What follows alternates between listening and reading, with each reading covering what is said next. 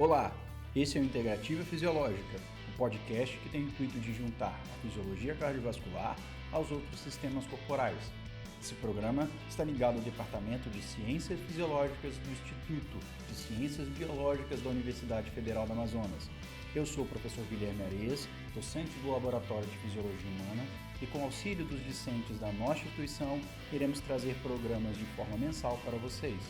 O podcast tem como principal interesse levar informações referentes à fisiologia cardiovascular, com novidades sobre pesquisa em fisiologia do exercício e reabilitação cardiovascular, além de divulgação científica em geral. Estaremos também envolvidos nas atividades de pesquisa e extensão dos departamentos a qual a fisiologia faz parte. Temos o intuito de entrevistar professores e pesquisadores da nossa instituição e de outras instituições do Brasil e do exterior. Este podcast é apoiado pela Proeste e está ligado aos programas de extensão da nossa universidade.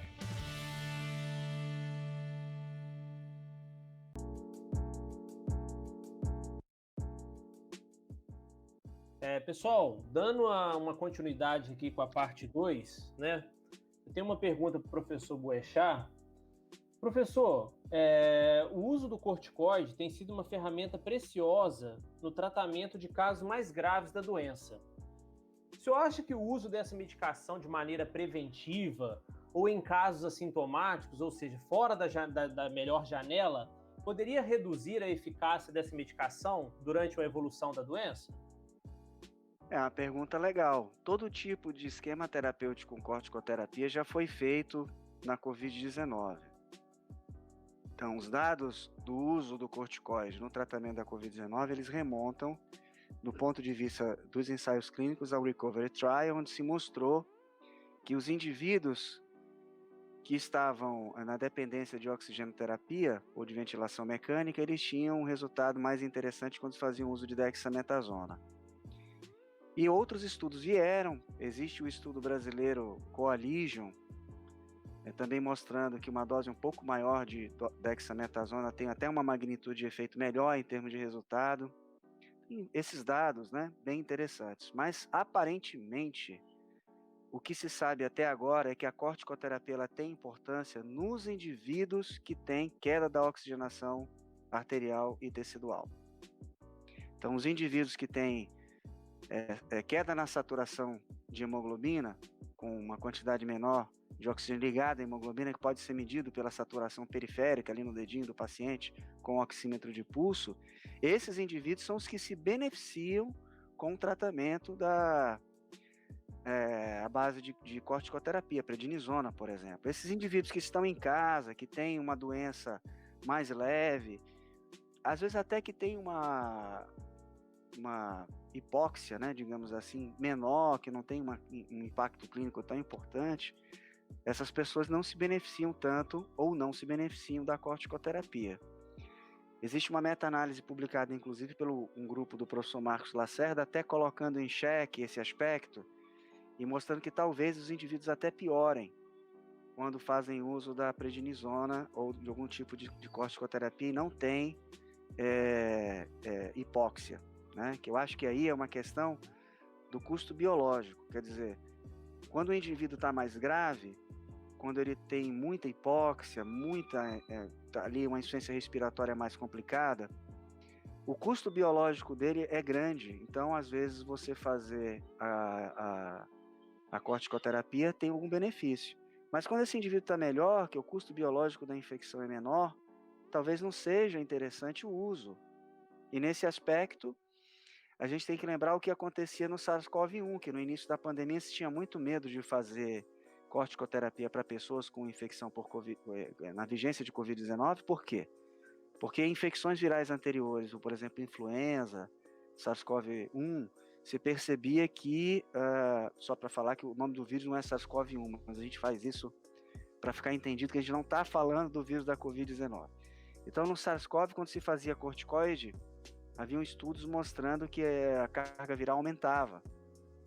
Então, existe essa suspeita, quer dizer, em tese, pelo menos não há benefício clínico em se fazer corticoide para quem não tem a forma mais complicada, com hipóxia, com queda da oxigenação arterial, tecidual,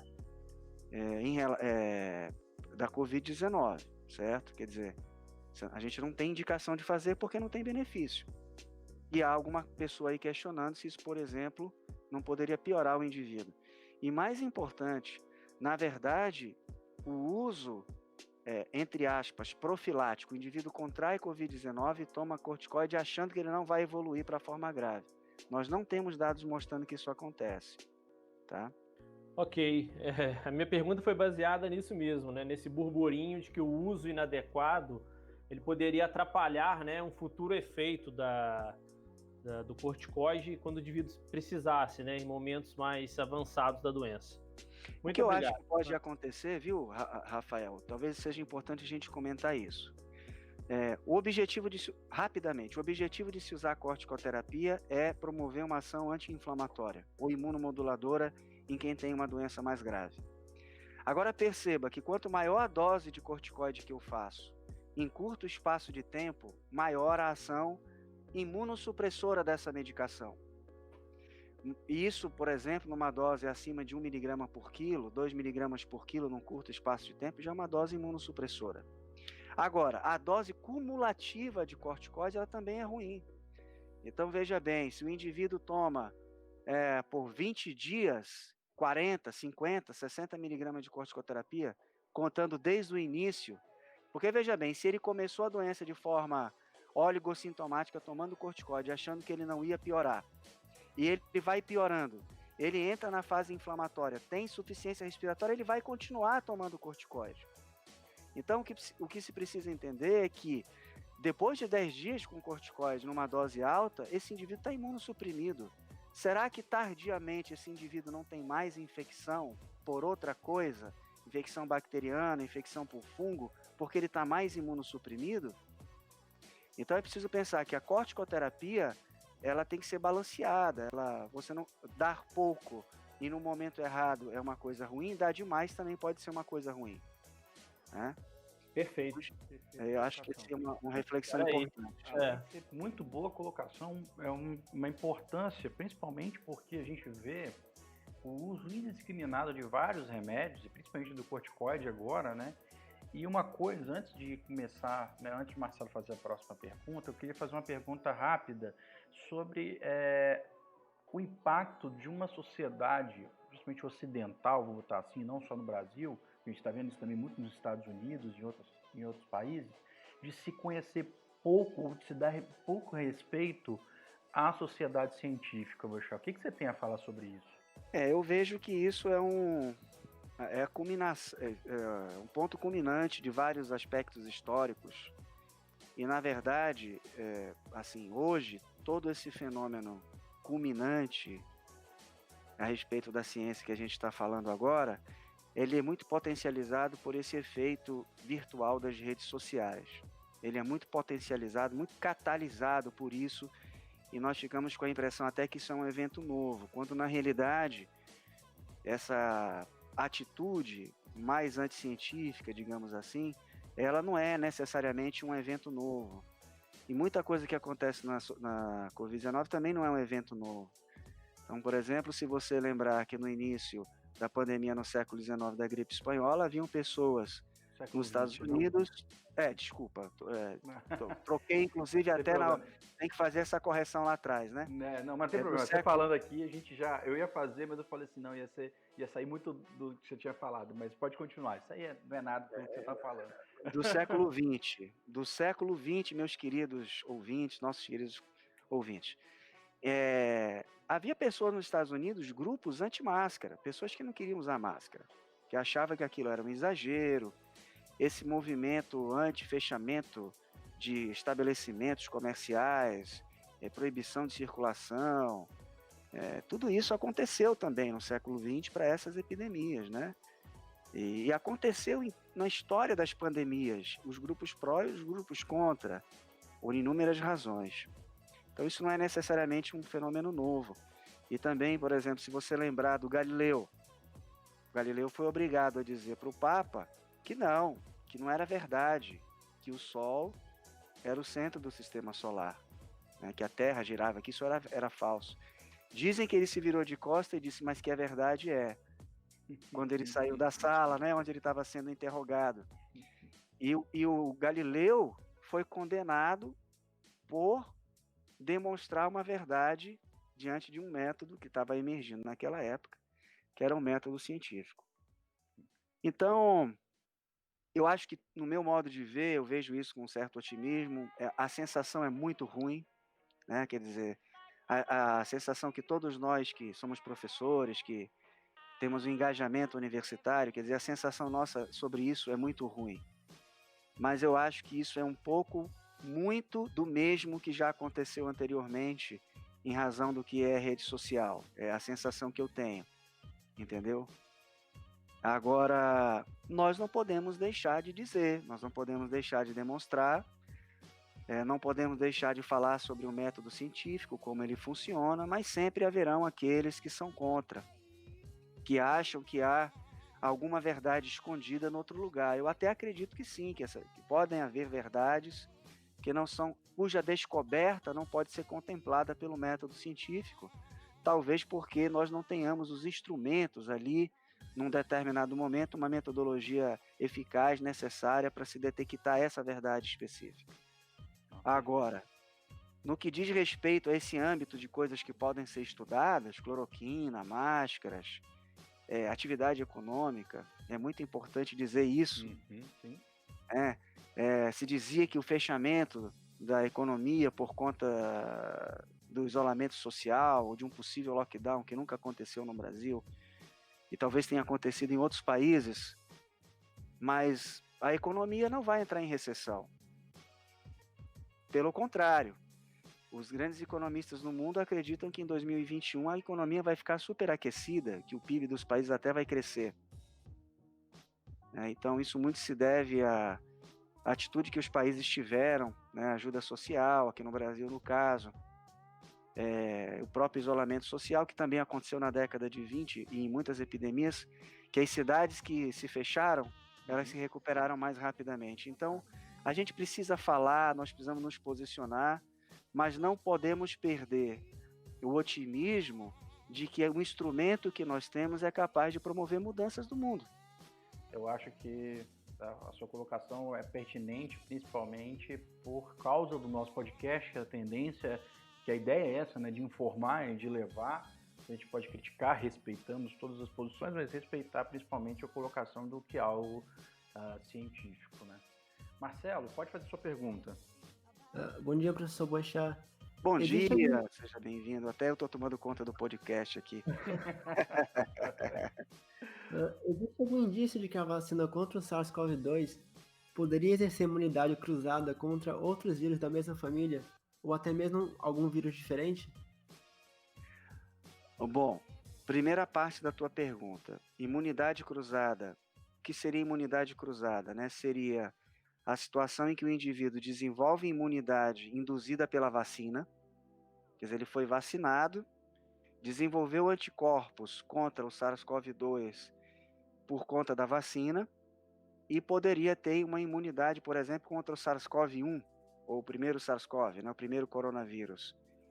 Então, ou os outros coronavírus, que também são da mesma família, né? Acontece o seguinte, que nem todos os coronavírus eles têm a mesma proteína-alvo. Por exemplo, o MERS-CoV, ele não tem como alvo nos tecidos a enzima ECA2. Ele tem um outro alvo molecular. Então, você poderia não ter imunidade contra essa daí, né? Em relação ao SARS-CoV-1, isso é possível, mas também é preciso considerar que a proteína spike, essa proteína para a qual a maioria das vacinas tem sido direcionadas, ela não é igual à sua sequência, na sua sequência genética, há alguma variação em relação ao SARS-CoV-1. Então é possível que você seja vacinado para o SARS-CoV-2 e no outro SARS-CoV você tenha imunidade? Sim, mas nós precisaríamos esperar ou testar in vitro se os anticorpos desses indivíduos seriam neutralizantes contra o primeiro SARS-CoV. A segunda parte da tua pergunta, vamos lá, fala de novo para eu poder me lembrar. Se poderia ocorrer imunidade cruzada para outros vírus que não sejam da mesma família. Sim, por exemplo, você diz vírus da dengue, chikungunya, esse tipo de coisa. Bom, vamos lá. Quando se pensa em termos de afinidade química, aquele conceito lá da bioquímica de chave e fechadura, ele não é verdadeiro, assim, no ponto de vista da simbologia 100%, quer dizer, algum grau de afinidade química, um anticorpo, ao acaso, ele pode ter alguma afinidade química por algum peptídeo, antígeno para o qual originariamente ele não foi desenhado, tá? A questão é saber se existe neutralização, se ele impede que um vírus infecte a célula, se ele seja capaz de neutralizar esse vírus, se ligar a esse vírus e impedir que ele tenha essa atividade infecciosa. Isso é possível. A questão é saber se é provável e é saber se isso acontece na prática. Quer dizer, nós não temos, até o momento, dados que nos ajudem a pensar nesse sentido, até porque as vacinas, elas estão sendo desenvolvidas ainda, então todo o foco nesse momento está sendo o próprio SARS-CoV-2. Então, assim, eu no momento desconheço se existe essa relação. Eu não me lembro de ter lido nada na literatura nesse sentido. Mas existe dentro da sua pergunta uma pergunta mais importante.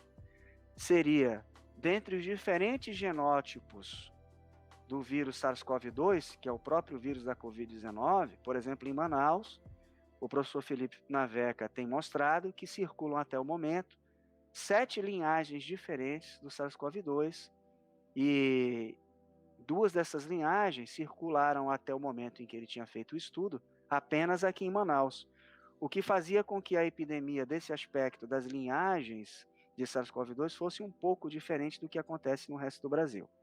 Então, uma pergunta, por exemplo, que vem à tona seria, se as vacinas foram testadas nas outras regiões do Brasil e não foi testada em Manaus, por exemplo, onde não existe a intersecção 100%, será que essa vacina teria capacidade de neutralização contra essa outra linhagem?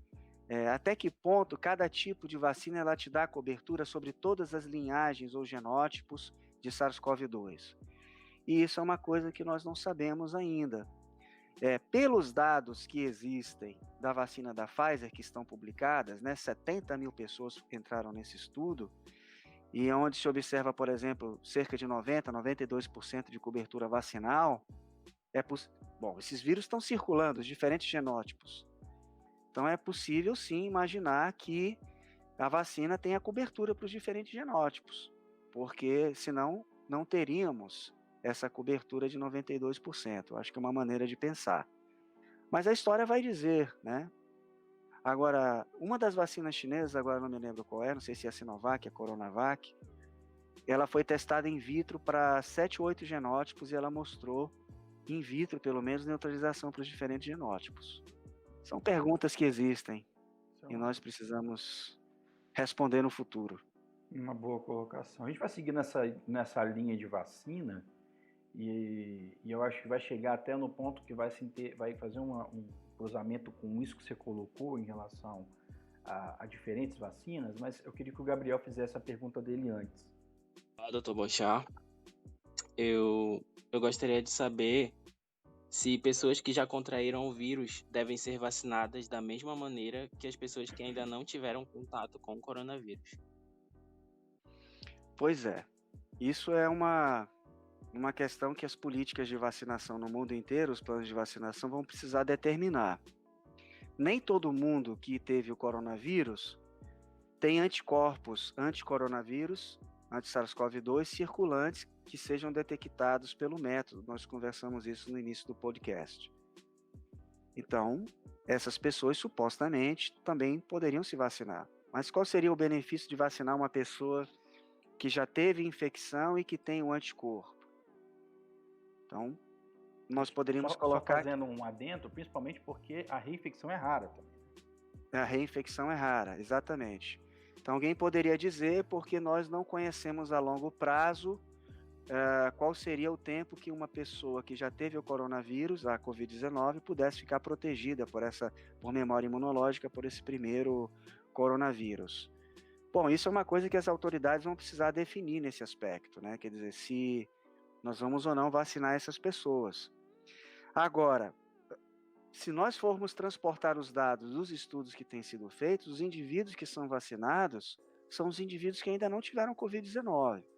Então, a rigor, se nós fôssemos generalizar os resultados dos ensaios clínicos que estão sendo executados e que eventualmente apresentaram eficácia nas suas vacinas, nós teríamos que vacinar os indivíduos que não tiveram infecção ainda. E aí as estratégias são muitas, as estratégias possíveis são várias, são as mais variadas, quer dizer, vacinar os grupos de risco, por exemplo, pessoas que têm comorbidades, pessoas idosas, cuja mortalidade por essa doença é maior, tem mais tendência a ter a forma grave, é uma estratégia. Vacinar pessoas mais jovens, que nessa segunda fase da pandemia estão muito envolvidas, estão catalisando a disseminação da infecção por frequentar múltiplos lugares, aí casas noturnas, restaurantes e etc. Então, são muitas perguntas, né? Mas assim, qual seria o sentido de vacinar uma pessoa que já teve a doença? Então, eu imagino que no momento em que as autoridades forem determinar a política nacional de vacinação em cada país, talvez essa não seja uma população de início prioritária para vacinação, porque nesse momento o que nós precisamos fazer é interromper a cadeia de transmissão da doença e diminuir o risco que pessoas não infectadas voltem a ter a doença. Eu acho que esse seria o objetivo principal. Certo, obrigado. Obrigado, Gabriel. Professor, pegando um gancho aqui nessa pergunta, que eu acho muito interessante, eu não tenho visto falar na mídia em relação a essas questões prioritárias, né? Principalmente levando em conta em quem já teve a doença, né? Tendo em vista que nós não vamos ter vacina para todo mundo, né? E que nós já temos aí uns 15 a 10% da população que já teve contato com o vírus, já seria uma economia bastante grande, né? Não colocá-los como prioridade. Por exemplo, é isso que todos nós estamos cobrando, né, das autoridades de saúde no Brasil, e eu acho que isso deve estar acontecendo em outros países, é uma clareza nesse sentido, quer dizer, quem será vacinado, em que momento, qual a sequência estratégica. Por exemplo, uma amiga minha, a Cristiane Valente, doutora Cristiane Valente, que é infectologista no Ceará, publicou um trabalho e que primeiro demonstrou aqui no Brasil, assim, de forma muito clara, a possibilidade de uma pessoa estar novamente doente com Covid-19. Quer dizer, nesse momento ela não pôde afirmar se era uma reinfecção, mas estar novamente doente por Covid-19. Então, por que eu estou dizendo isso? Porque ela descreveu a Covid-19 recorrente em profissionais de saúde. Quer dizer, os profissionais de saúde que tiveram Covid-19 estão todo o tempo sendo expostos ali novamente à Covid, alguns podem desenvolver novamente Covid-19. Quer dizer, será que não seria prioritário vacinar os indivíduos que são profissionais de saúde, que estão sendo muito expostos? E se formos vacinar, quem vacinaríamos? Aqueles que não tiveram e, num segundo momento, os que não tiveram? Como seria isso, né? Promovendo no corpo dos profissionais de saúde uma espécie de imunidade de rebanho, né? Porque aqueles que não tiveram e que foram vacinados iam se misturar ali com os que já tiveram, e a chance, assim, no todo, de alguém contrair Covid-19 ia se diluindo, né? Sim, perfeito. Pode fazer a pergunta, Rafa, pode continuar, que a próxima é sua. Pode continuar? Continuando a questão da vacinação, professor, nós sabemos, né, que o plano de vacinação contará com diferentes vacinas, né, e com aplicação de 2 doses nesse primeiro momento. O indivíduo poderá tomar doses de diferentes vacinas? Haveria alguma perda de eficácia ou efeito colateral em caso da administração de vacinas com diferentes composições? Bom, vamos lá. Essa pergunta ela é um pouco capciosa, né? Veja bem, na imunologia com a qual eu lido, eu não sou assim um imunologista de vacinas, mas veja bem, acaba a gente discutindo tudo isso dentro do contexto da nossa disciplina de imunologia médica. Então veja bem, as vacinas, como qualquer outra medicação ou opção terapêutica, ela também tem efeitos colaterais. Não é possível pensar que uma vacina não tem efeitos colaterais.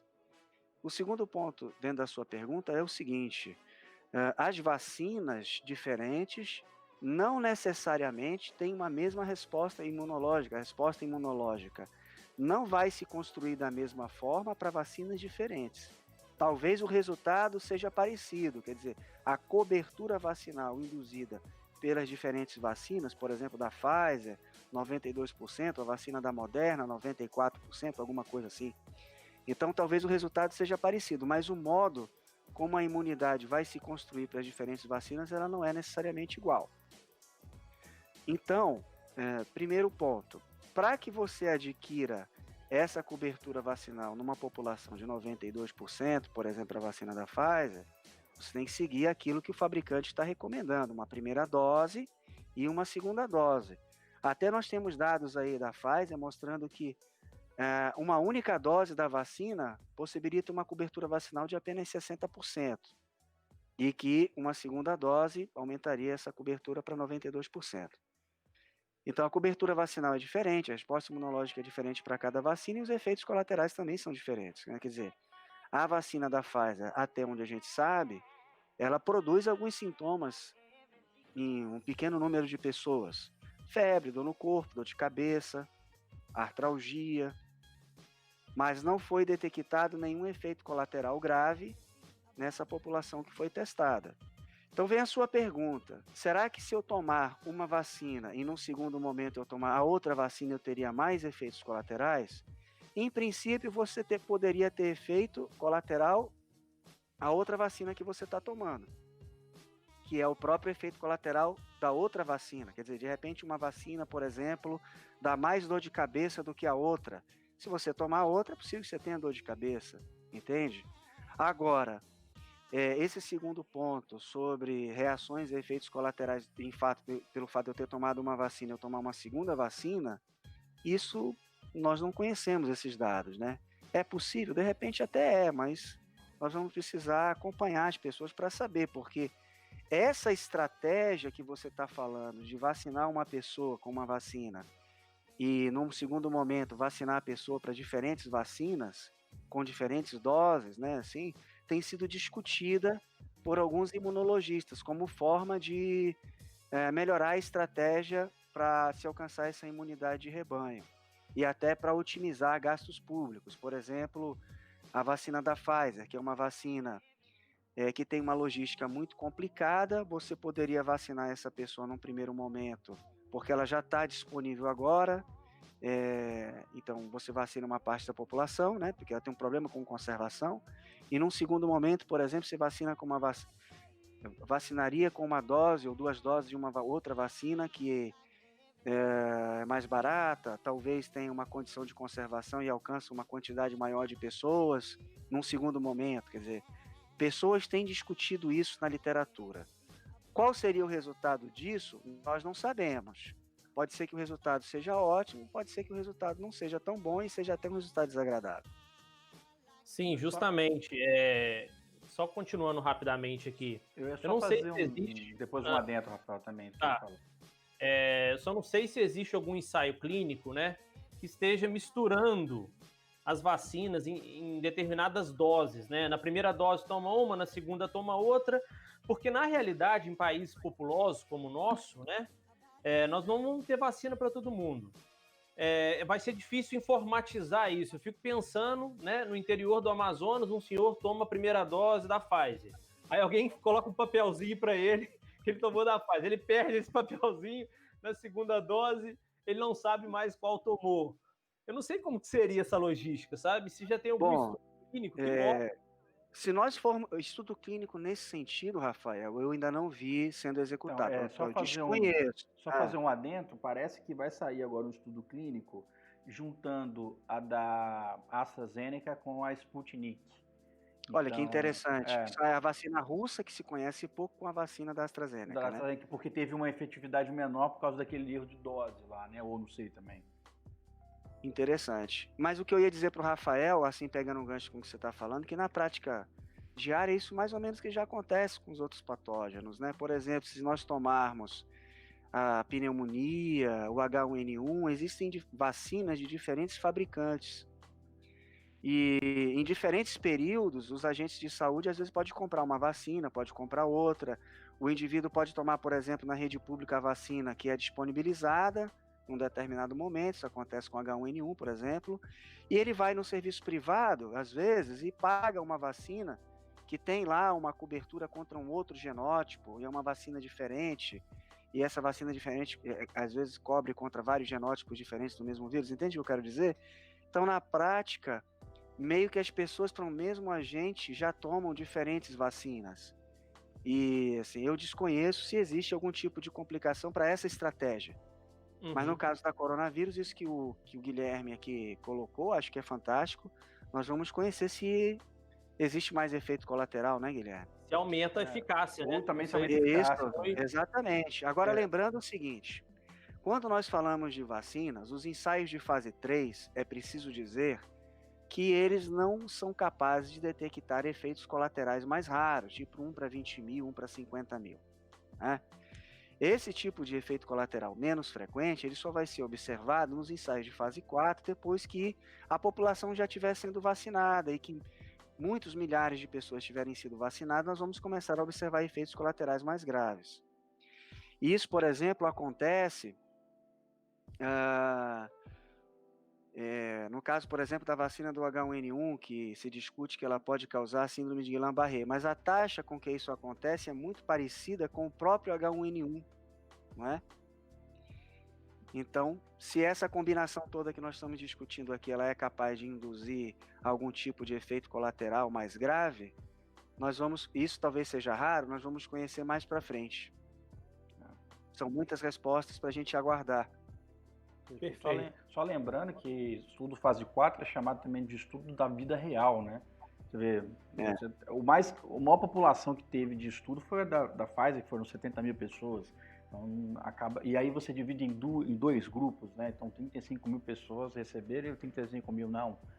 Fora a galera que sai do estudo e tudo mais. Então, assim, não tem condições de ver condições mais raras. Então, só para complementar o professor Boechat colocou. Léo, faz a sua pergunta. Tá ok. Em relação ao plano de vacinação, gostaria de saber quantas doses serão necessárias para nos manter imunes por um período de 1 ano. Existe uma projeção de por quantos anos ainda deveremos ter um programa de vacinação periódico até que haja erradicação ou atenuação do vírus? Bom, eu acredito que essa é uma resposta que nós não temos ainda. O que se sabe das vacinas até o momento, e nesse sentido é preciso lembrar toda essa discussão que tem sido feita sobre o quanto tempo uma vacina precisa ser desenvolvida, em quanto tempo uma vacina é desenvolvida para que seja liberada na população. Nós estamos liberando vacinas, é preciso dizer isso, em regime de urgência, devido a toda essa situação que nós estamos vivendo e que tem muita informação que nós não sabemos ainda, né? Então, por exemplo, muitas vacinas que foram lançadas, já se sabia que elas já induziam proteção e que induziam proteção por tanto tempo. Por exemplo, aqui, vamos colocar a vacina da febre amarela, que se dizia que quando o indivíduo era vacinado, ele repetiria essa dose de vacina depois de 10 anos. E, em parte, isso resulta da informação imunológica, quer dizer, se sabe que, do ponto de vista imunológico, a imunidade de memória ela tem mais ou menos essa duração, que depois de algum tempo isso ia se modificando, mas isso não é necessariamente igual para todos os patógenos, né? Por exemplo, o vírus H1N1, como ele sofre mutação sazonal, o vírus da influenza sofre mutação sazonal, você tem que se vacinar todo ano. E o curioso é o seguinte, o vírus de 1 ano, exemplo, o vírus H1N1, o vírus da influenza, do ano de 2020, ele é um pouco diferente do vírus de 2019. Então, esse tipo de variação em relação ao ano anterior, ele é coberto numa vacina, porque se pega o vírus do ano anterior para se produzir a vacina do ano posterior. Então, a vacina do vírus influenza do ano 2020, ela é produzida com a cepa de 2019. Que daí você teria, vamos dizer assim, uma variação genética mais próxima dessa vacinação que está sendo produzida para o ano de 2021 ou de 2020, vamos dizer assim. Mas são coisas que nós não sabemos ainda para o SARS-CoV-2. Infelizmente, nós vamos esperar que os dados a longo prazo de eficácia dessas vacinas eles sejam disponibilizados. Isso nós vamos conhecer depois que as vacinas forem aplicadas, né? O que nós sabemos dos outros coronavírus e do próprio coronavírus, que nós poderíamos puxar um gancho com as vacinas, que depois de algum tempo da infecção, a quantidade de anticorpos ela vai caindo. Então, alguns trabalhos mostrando que 20, 30, 40%, talvez até mais, do nível sérico desses anticorpos, depois de 3 meses, ele começa a cair.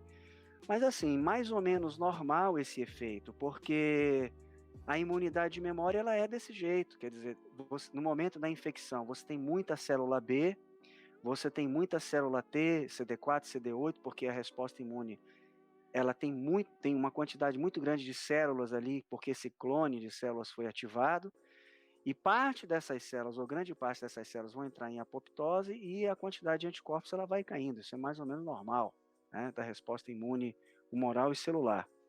Então, por exemplo, depois que você vacina uma pessoa, 2, 3, 4 meses depois, é natural que no início, logo depois que você aplica a vacina, você tem uma quantidade maior de anticorpos e que à medida que o tempo passa, essa quantidade de anticorpos vai diminuindo. Eu entendo, pela analogia que eu acabei de fazer da própria resposta imune humoral ainda há pouco, agora, né, quando a gente está discutindo, que isso é perfeitamente compreensível. Agora, o quanto essa redução vai te deixar protegido, nós vamos precisar ver ano que vem, com 12 meses depois, ou talvez até em 2022, depois que nós completarmos um ano que as primeiras pessoas forem vacinadas, né?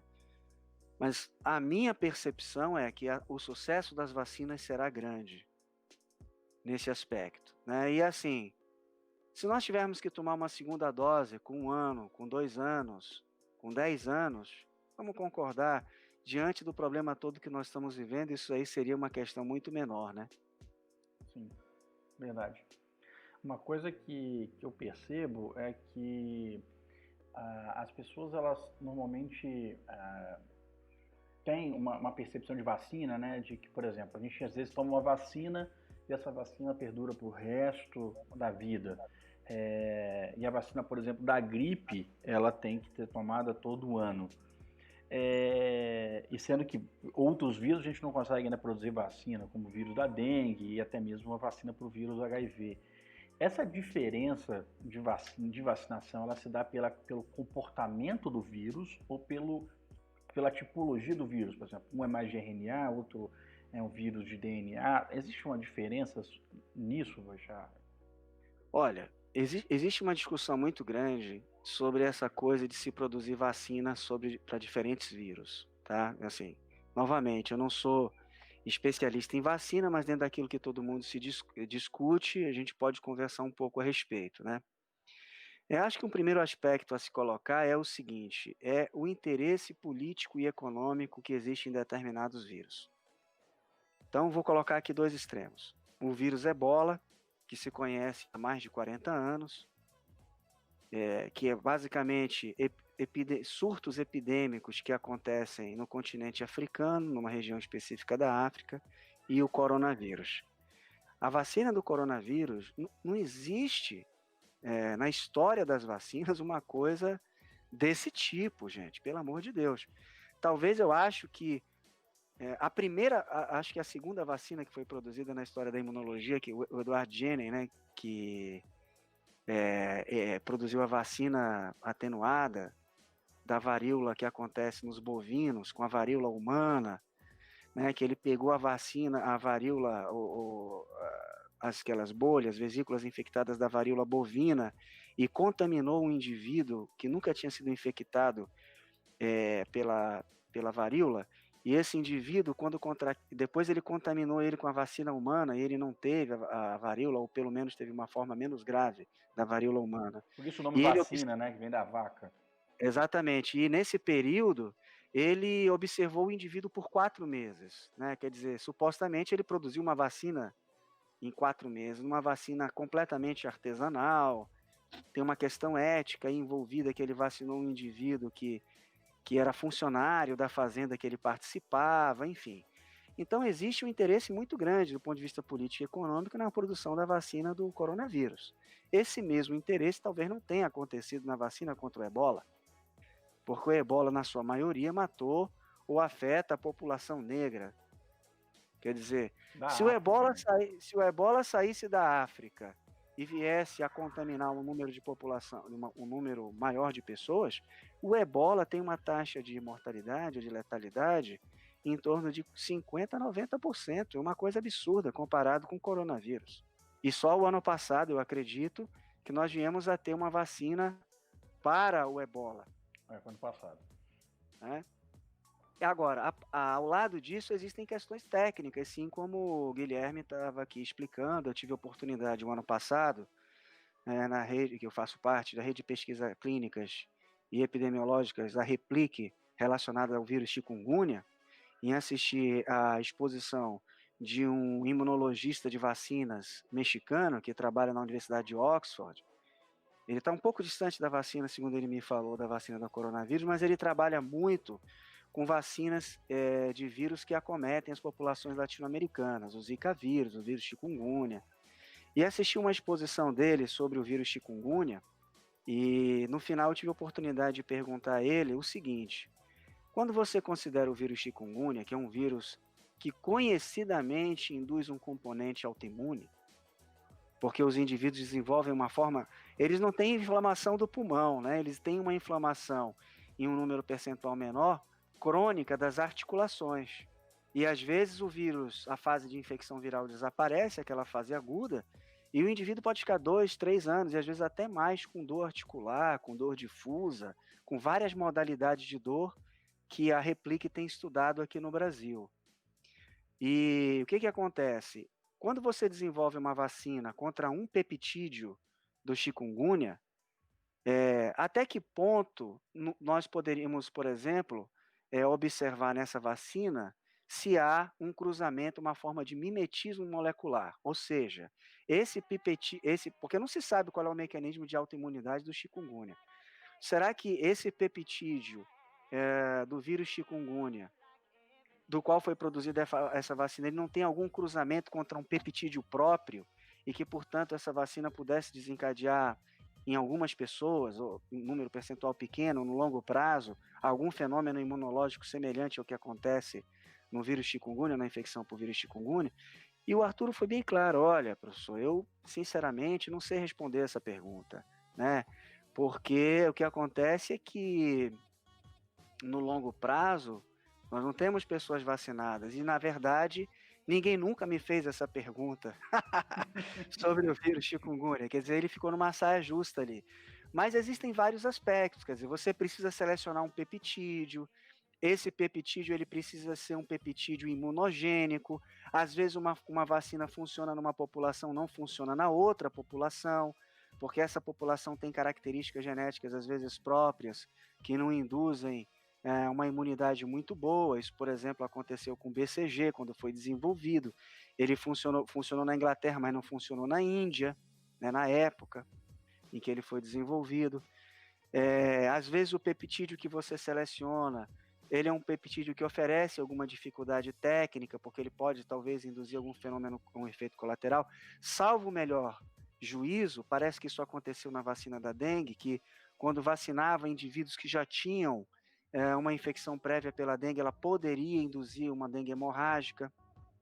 Então, todas essas dificuldades, né, elas existem. E organismos complexos, por exemplo, como o parasita da doença de Chagas, ou como o parasita da malária, é que, se você for pensar do ponto de vista genético e do ponto de vista fenotípico, nós falamos, é o Plasmodium, mas esse Plasmodium falciparum ovivax, embora do ponto de vista da classificação taxonômica ele seja Plasmodium falciparum, Plasmodium vivax, para o sistema imune ele não é o mesmo bicho, ele não é o mesmo patógeno o tempo todo, porque ele tem diversas formas infectantes, diversas formas parasitárias, reprodutivas, enfim. E essas formas expressam diferentes antígenos em diferentes momentos, e isso leva a uma dificuldade para você desenvolver a vacina. Quer dizer, você não está desenvolvendo uma vacina para uma única forma fenotípica no momento que você está infectado. E que forma você vai bloquear? A forma infectante? E às vezes só para a forma infectante, por exemplo, a proteína MSP lá do plasmódio, essa proteína que tem uma relação com a infectividade do patógeno, do parasita, ela sofre uma mutação genética, uma variabilidade de aminoácido muito grande.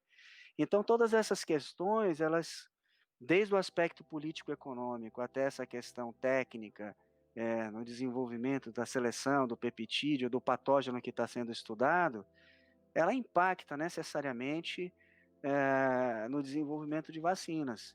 Por exemplo, Guilherme, quantos países alocam em termos de recurso, quanto a ONU, no desenvolvimento de vacinas contra patógenos emergentes em países que são menos favorecidos do ponto de vista socioeconômico? É um Doenças problema negligenciáveis, né? Exatamente, quer dizer, essa coisa do chikungunya não, desculpa, do SARS-CoV-2 que a gente está presenciando hoje, essa velocidade com que se desenvolveu essas vacinas, e tem 133 vacinas em estudo, 133. No momento, eu acho que 3 ou 4 em estudo de fase 3, quer dizer, é uma quantidade muito grande de vacina. Por quê?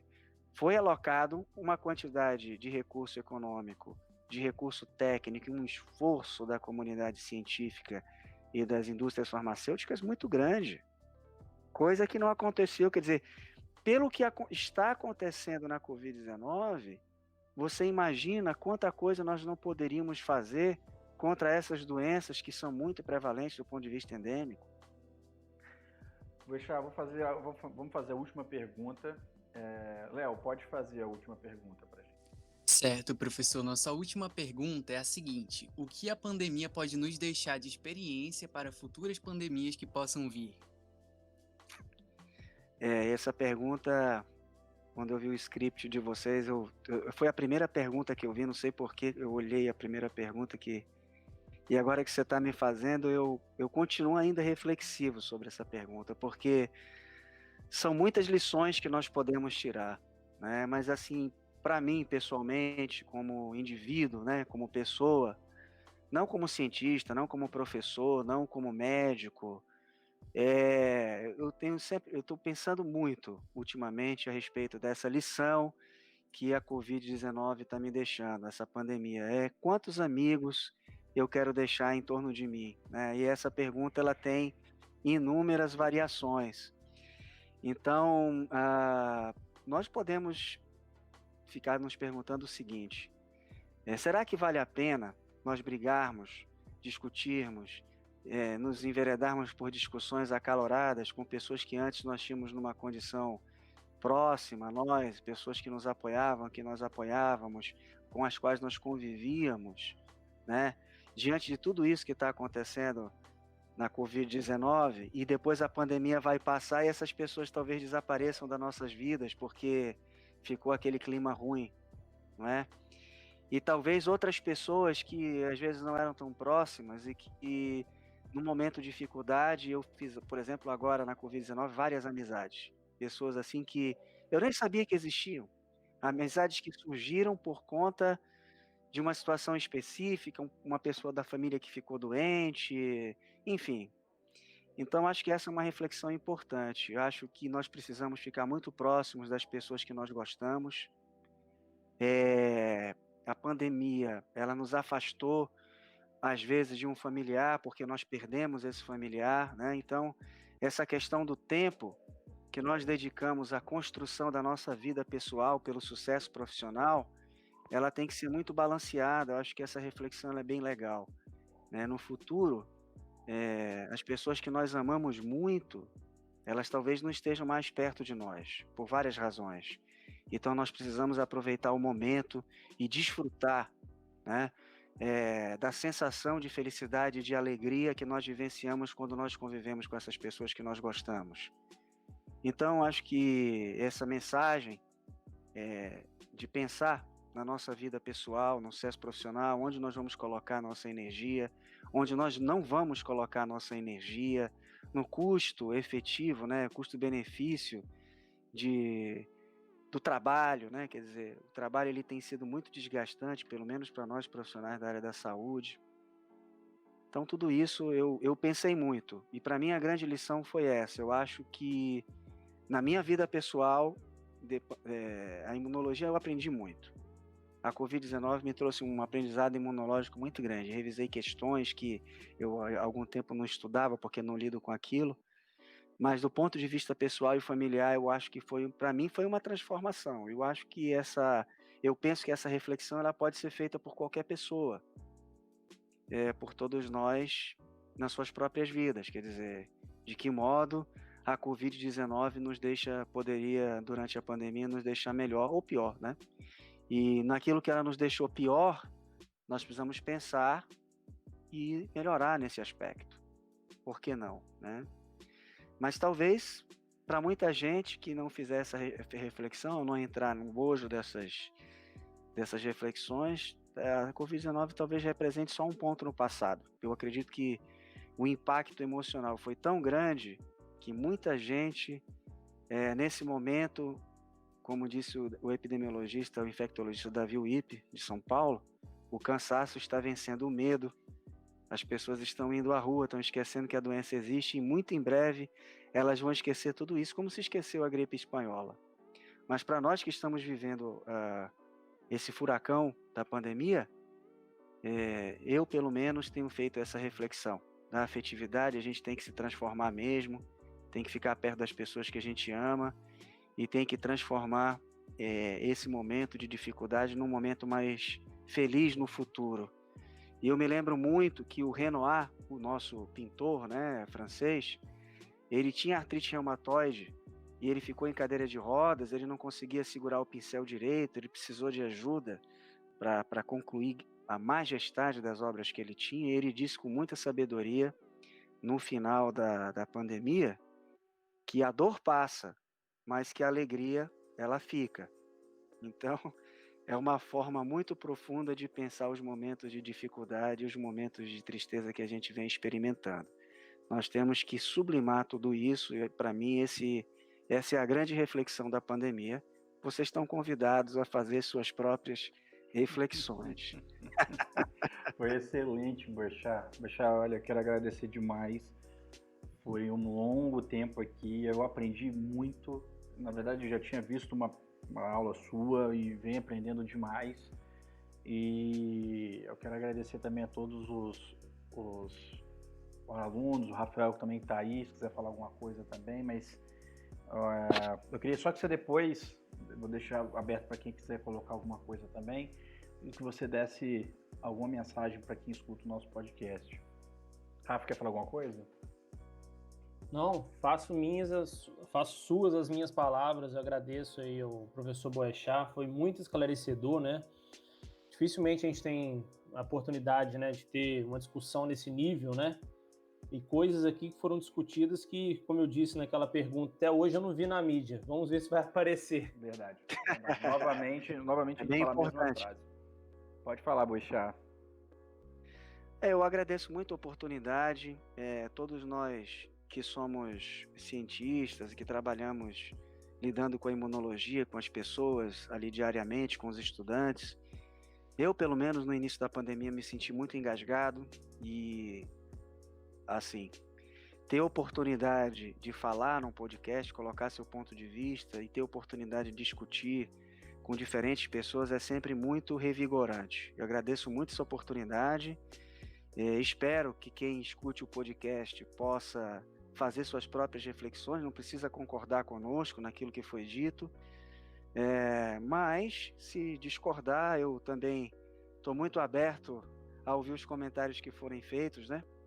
E nós podermos continuar essa discussão e crescermos todos juntos enquanto comunidade desse grande planeta que é a Terra, para que nós possamos viver com uma qualidade de vida muito maior do que nós que temos hoje. Olha, muito obrigado mesmo, obrigado a todo mundo e a gente se vê em breve na universidade, nos corredores, o mais rápido possível. Isso aí, retomando nossas atividades, né? Na verdade a gente fala retomar a atividade, mas nós Continuamos trabalhando, Nunca mas paramos. vamos nos ver presencialmente em É breve. isso que tem que colocar. Um abraço a todos que escutaram. Falou.